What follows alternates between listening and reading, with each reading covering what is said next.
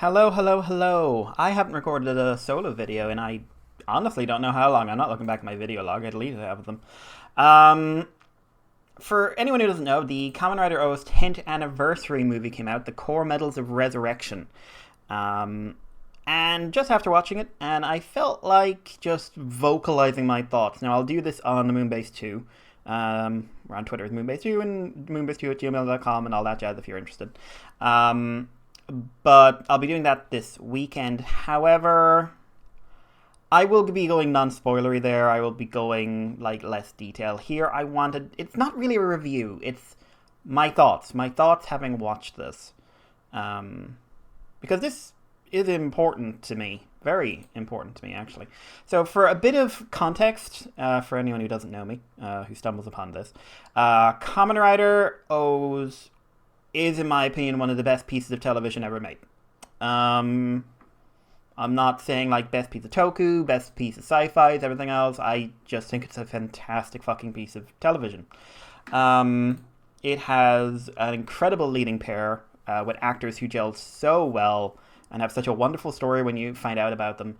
And it really strikes me as meaningful. I am deeply invested in this world, these characters, these powers, some of my favorite set of powers. Like it brings in so many elements I love. And yeah, so when the film was announced, I was very excited for about a week. And then I stopped being excited for a while because I have a history with Kamen Rider movies. For the most part, I don't like them. It's one of those things where I think Kamen Rider movies suffer a lot from toy adverts or bad pacing or not enough setup and blah, blah, blah, blah, blah. And frequently they're not written by the main series writer. Not always. Some of the better ones have been. And it causes issues. Now, some of them have been good. The Double movie, very good. Several of the Heisei Generation movies, very good. Build's movie was decent. At least. It was certainly extremely well directed. In general, though, I'm not a fan. I think Sentai does movies better. But yeah, and that extends into the V-Cinema range, which is usually the post-series movies. They have been an extremely mixed bag. You got the Gaim ones, which I kinda like. You've got the Drive ones, which are all right. They're all right. I like the characters. They're about chase and they're about go, and I kind of like them. I kind of like them as experiences. I'm not editing this, so excuse the tapping. I'm just typing something for myself. But on the other hand, like the whatchamacallit, the 01 version, I didn't like the direction they took that. The Spectre one I thought was pretty poor. What else? The Exade ones were good. One of them wasn't great, but the Exade ones were overall pretty good. Craw's build, that was pretty decent, but again, that's, it's got the guy behind him. Grease's one wasn't very good at all. Yeah, and it goes on like that. It's Saber, and I haven't seen the Saber one. I probably won't because I really don't like that show. And Geo's was fine. But this one was pretty damn important to me. This O's is my favorite Kamen Rider show. It's an amazing piece of television, like I've said, and it's something I will fight to the literal death to say every human being should try at least once. Asian Anka, fantastic characters. Shi Watanabe and Ryosuke Miura, fantastic actors. It's just something I love. So I am not going into this unbiased. I'm going into this with hella biases. I am both biased incredibly for and incredibly against this because I don't think the movies are usually good, and I think the characters and the actors are all great. And this has the full original cast, right down to the greets. So I'm not going to go over the story, really. Like I said, this isn't really a review. But I have a lot of thoughts. I had a lot of emotions watching this. My critical side was in conflict with my emotional side throughout. It's mostly okay, so here's the thing. If you want to watch this in terms of a coherent ABC 3-act structure movie, it's got a lot of problems. The villain, Ancient O's, is not well set up. They literally just kind of pull his backstory out of their ass. Kogami is in this as exposition machine. He's fantastic at it because he's just devouring the scenery. I don't think he says Subarashi at any point, but he's great. Kogami's just also no one aged. Why don't you people age? Like he wasn't a young man when they did this, and he still hasn't aged. But the Ancient O's isn't very well developed, which is a big shame because the Ancient O's is a really interesting character concept. This human who is so full of desire that he helped create the Greeds. And I like the new helmet design. I'm going to get onto some aesthetic stuff in a bit because there is something to say there. Similarly, how Ankh comes back is not well explained. Now, I actually think it's really easy to read into. Like I said, there's spoilers in this, so fuck it. But Eiji's dying wish is to bring Ankh back. Eiji has possibly the most desire of any human being alive. These things are literally made out of desire. So, if you put a nut of that into the core metals, Ankh revives. That makes sense to me. It really does. In the context of the show, that makes perfect sense to me. Granted, I am also the one person who thinks Endgame's time travel makes sense, even if I'm not a huge Endgame fan. The Ancient O's is a problem. Goda's origins as well are not well explained. Like, how did he find Eiji? How did that play out? Like, again, I'm basically reading it. It's Kogami's fucking fault. Because most things are. But that's a problem. Birth X is in this for no real reason except to make sure there's a CSM toy for Birth, or the CSM add-on for Birth, which is a shame because like the suit design grows on me in motion. It's one of those ones that doesn't look great when it's standing still, which a few of the new designs on this don't. But in motion, it definitely does. The Ancient O's Greed form and Kamen Rider Goda, I don't like them really. I get the idea of them, and I like the idea of reusing Super Tadaba the way they did. But it just, visually, it doesn't work for me. But, so, a lot of construction issues. However, this movie rides entirely on the acting ability of the main characters. Everyone gets something to do in this. Sometimes not a lot. Hina is mostly like the audience. But if you're looking at Date and Goto do have a little bit to do, and they're great. I watched the prologue prologue shorts as well, and they don't do much, but they do a nice bit of like Goto got on with his life, which is nice to hear. But yeah, it comes down to two performances with the Shuna Watanabe and Ryosuke Miura, who are Eiji and Ankh, or Goda and Ankh in this case, with a little bit of Eiji. Eiji is barely in this, which is kind of fascinating as an idea. But the two actors have such fantastic chemistry on screen, and they play off each other so fucking well. It really can't be overstated. And I think they both did great. Like Ankh, Miura as Ankh, just flawless.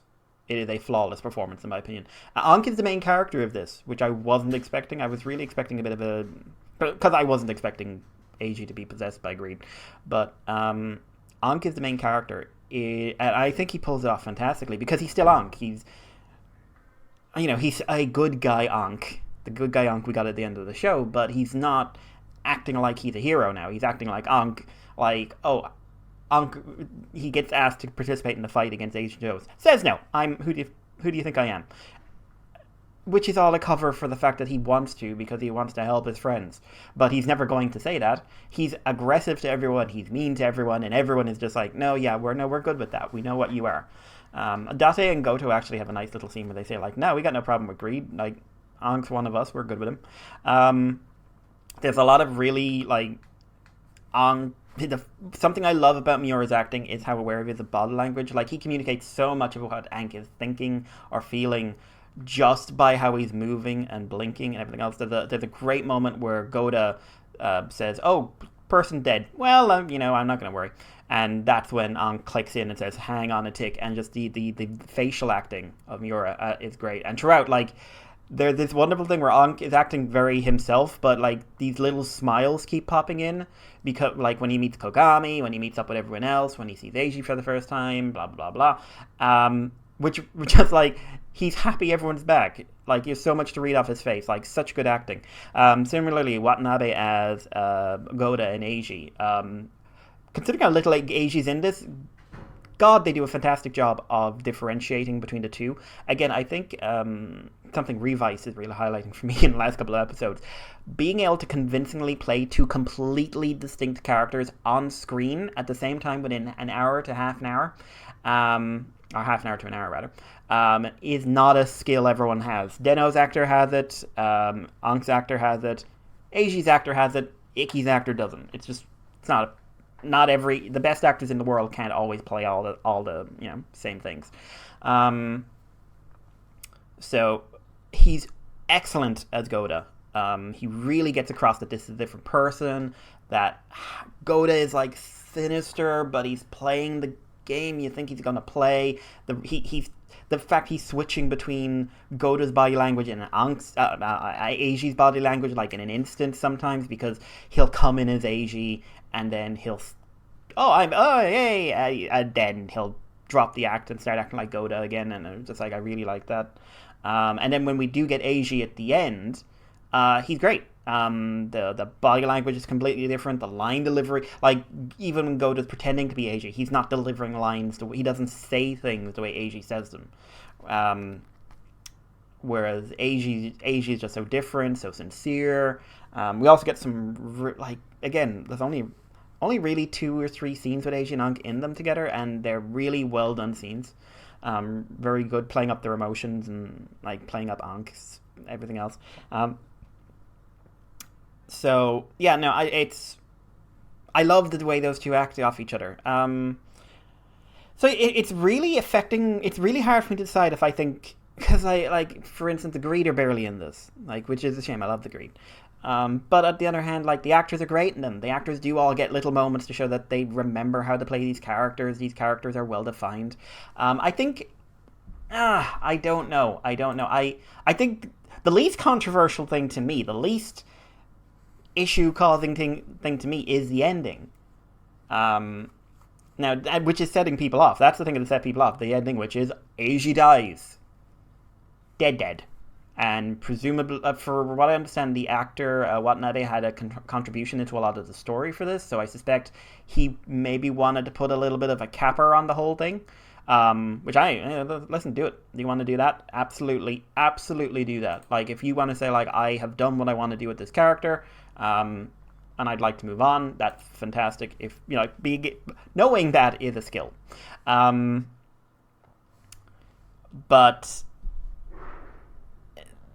that him dying, it doesn't bother me. I think it was a well done death scene. It works in that new catchphrase they kind of, that he'll help anyone he can reach. That comes up a lot. But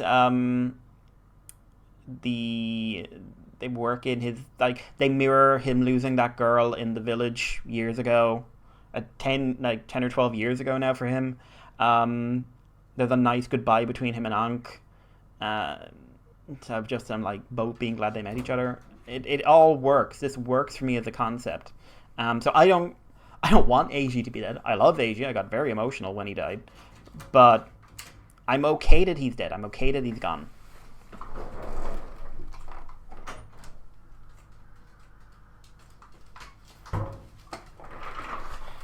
Because it's very in character for him. Like, his whole thing, like, Eiji is selfless in a way few main characters in Kamen Rider are. Partly because of his own traumas and everything else. And, like, I love when Eiji and Ankh finally have a conversation, he's a little, he comes across as just, like, very chipper about it all, but you can see, like, he doesn't want to die, but he did what he had to do. So that doesn't bother me at all, and I thought it would once I realized what was happening, but it didn't because, like, again, the actors carry it so well. I do think it's kind of funny that we never actually see Ankh officially leave Shingo's body. Also, Shingo's wig is terrible, but just because like they do show Ankh's full body in this, which I was surprised at. Which is like, okay, if Ankh gets his cores back, he's going to be back in his full body, and he just blow up the guy who has all his cores. No, actually, he has all his cores by the end of it. So Ankh clearly has access to his full body again, and we don't need to worry about him saying like, "Listen, I'm keeping this dude." But it's just funny because we never see him, like, we never see Shingo again after the last minute of the film, which is like, I'm just like sitting there like, is he not gonna have like, are you going to give him back anytime soon, or? But yeah, I also really like Tajador Eternity.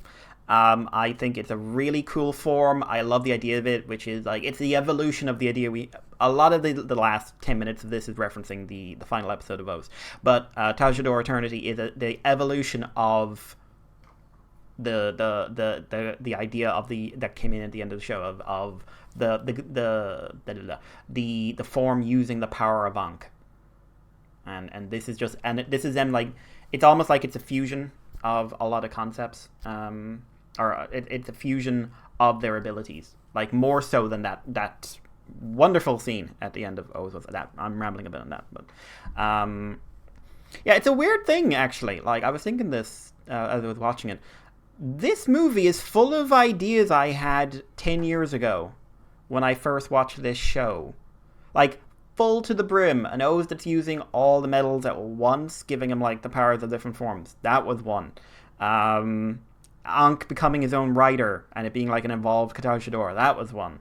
I think I had an idea about Goda once, or something like Goda. But yeah, talking about Tajidor Eternity does take me on to the suit stuff I mentioned. Unfortunately, this doesn't feel like a high budget production. It's got some money behind it. Like Tajidor Eternity, they clearly put money into that.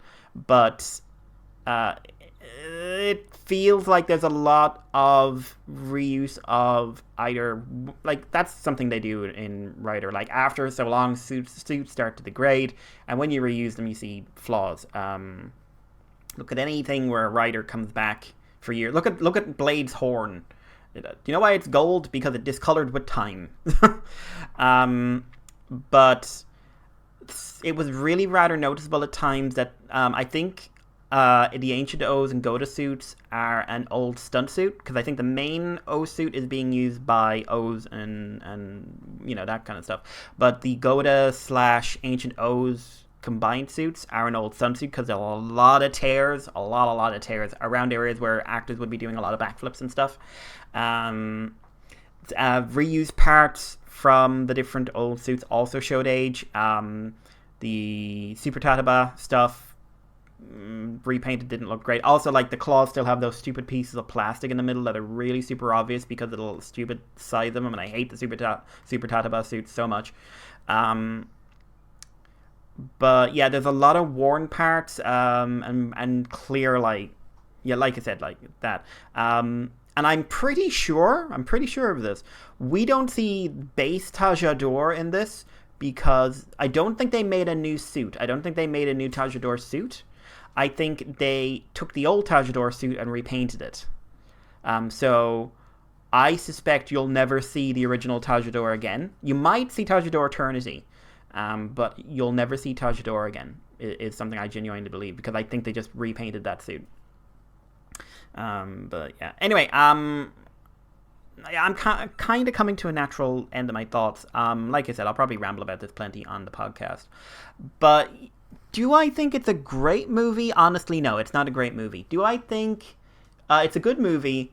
Once you remove the trappings of superheroes, really, from it, the like big new enemy and all that jazz, yeah, I think it's a good movie. Because it at its core, it is two actors giving stellar performances. This, like, Goda is way more interesting than I was expecting when I realized what was going on. I think they played him up really, really well. Not just the actor, but the character. Like, what he represents, how he interacts with people. I think Goda is interesting, which is so cool.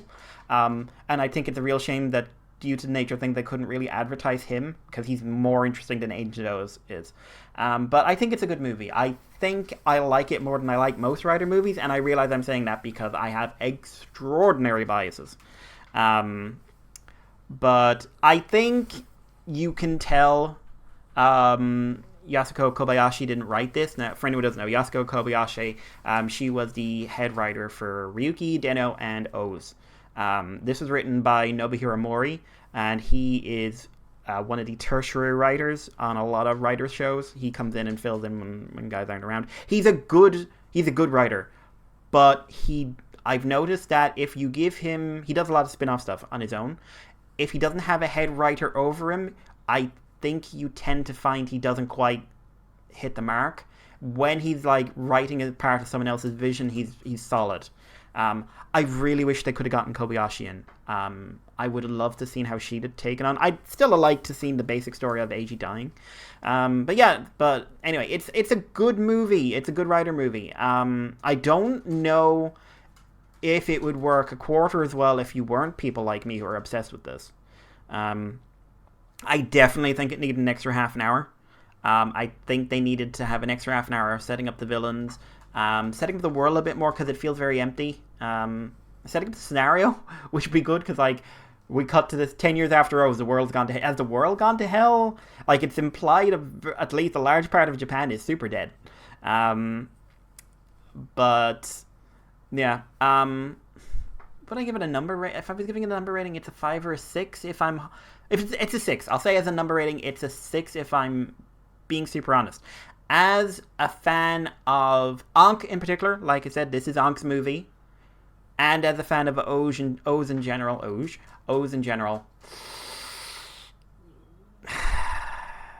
there are moments it hits an 8. There are moments for me it hits an 8 because of how well these actors deliver the dialogue and how, in all honesty, the dialogue and scenes are well constructed. It's pretty well directed as well. So, yeah, no, I'm going to say movie itself is a 6. For me, as the obsessive O's fan I am, an 8. It's really made me want to save up or get the money sorted out so I can get hold of the O Sodos. Because they just announced the movie range. I don't think I necessarily want all of them, but I would like Ancient O's, I would like Goda, and I would like the Ankh definitely. But I'd also like Tachidor Eternity. But yeah, I don't think you'll ever see Shu Watanabe in this role again. I think this is him walking away from the franchise, and I think I don't think it's like Kuga's actor where there's been this, it was a job. It was an early job that got him his career. And, there's a few actors like that where people want, them to go oh, we all love Kamen Rider. It's not necessarily an old shame, but it was a job. They've done many jobs. And then you got, people like Shoto's actor, who I think you'd have to park a truck on if you ever, offered him to come back, because he keeps trying to. Him and Philip's actor. Philip's actor kept trying to come back a few times, and he couldn't just because he's ridiculously popular. But I think Watanabe is walking away from the franchise, but I think him walking away from the franchise like this with an ending for his character says to me that he still has a lot of affection for the character. I think you could see Ankh again, because honestly, if I was them, what I would do going forward is anytime you've got to use O's, use Ankh, use Tajidor Eternity, have that, they're not going to do it for you're going to see O's suit in team ups and everything else because that's the way this fucking works. But I honestly think if you're going to do, hey, we want to, I don't know if you could necessarily get Miura back, but if you're going to do they're going to change forms into ultimate forms, I would use Tajidor Eternity going forward over Putotira, over, like I said, I don't think they can use base Tajidor anymore. But Putotira is in this as well, which is surprising and is awesome in it. It was a really cool, short scene. But I would use Tajidor Eternity going forward and building the idea that the O's in that suit, even if you're using the base Tatabot for a while, is Ankh. Make Ankh the right... Because, presumably, because he's not human, he can use the O's driver perfectly fine. So, I mean... if the world of this series goes on and Ankh, in my head is like, and now Ankh has to be O's, and every time something comes up with the medals, which they always will because Kogami does not know when to let a thing die, he's the one who has to deal with it. I am super okay with that. Something I meant to say, because of the movie War Megamax back in day, did a whole story about Ankh coming back in time and reuniting with Eiji, and everyone being like, oh, it's so emotional, and then, oh, we'll see you again at the end. Like, this puts a very different spin on that. This puts a spin. It wasn't just Eiji reuniting with Ankh, it was Ankh reuniting with Eiji. And that last scene where he has that big smile, or like for Ankh, a big smile, suddenly becomes like, it's not just Ankh saying like, it's good to see you, I'll see you again. It's like, it's Ankh seeing the person he cares about the most again, at the height of their relationship, But anyway, so this is a ramble. Like I said, Moonbase 2 will have something slightly more structured. But yeah, so a 6/8 out of 10, depending on who you are. And like I said, I can't begin to imagine what it's like trying to absorb this movie and not having seen O's. So my big recommendation is to go watch Kamen Rider O's. It's a fantastic fucking show. Holy shit, it's a fantastic fucking show. But yeah, so that's me. I appreciate anyone who watched this. Check out the podcast, check out Moonbase 2, and yeah, talk to you soon if I get any other ideas, which, considering last time, will be about 4 years from now. Bye!